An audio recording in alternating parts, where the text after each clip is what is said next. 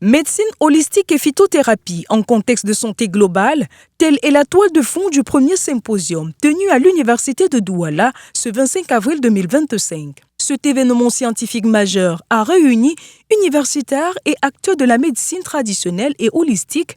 Objectif, ouvrir un champ de collaboration pour la valorisation et la promotion du médicament traditionnel dans un contexte de défis de santé majeurs.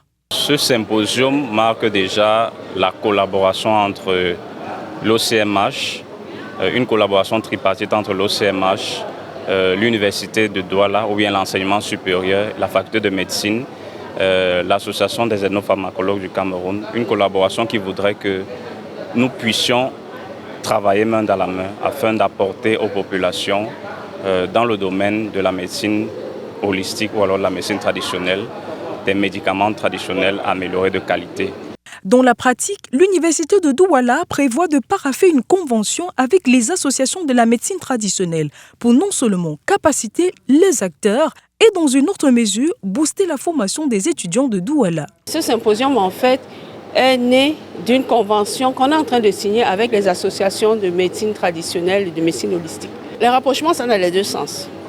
Les tradipraticiens peuvent venir, nos laboratoires sont ouverts. Venir, par exemple, travailler sur la plante. On peut les former à comment standardiser la plante. J'ai parlé tout à l'heure des méthodes de récolte.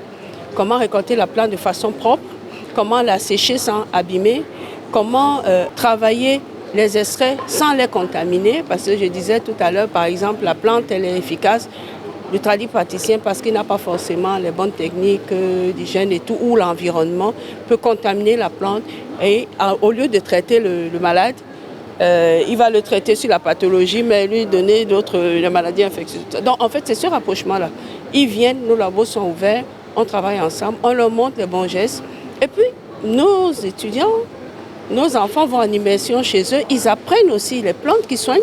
Sur un tout autre plan, il sera question d'approfondir la recherche sur la floristique africaine afin de faire face à de multiples pandémies sur le continent. Les médicaments, les maladies qui sont endémiques chez nous, comme la drépanocytose, si nous ne faisons pas notre recherche, ce sont des maladies qu'on appelle les maladies orphelines chez les Occidentaux. Ça n'existe pas chez eux. Donc ils ne vont pas mettre leur argent pour faire la recherche là-dessus. Et nous avons des plantes que nous savons efficaces dans ces pathologies-là. Mais pour ça, il faut avoir la justification scientifique. Et c'est ce que nous voulons donner à notre floristique africaine. Dans un contexte de santé globale, ce symposium arrive à point nommé et c'est à coup sûr que les populations bénéficieront dans les prochains jours des médicaments traditionnels de qualité lorsqu'on sait qu'un cadre légal réglemente désormais la pratique de la médecine traditionnelle au Cameroun.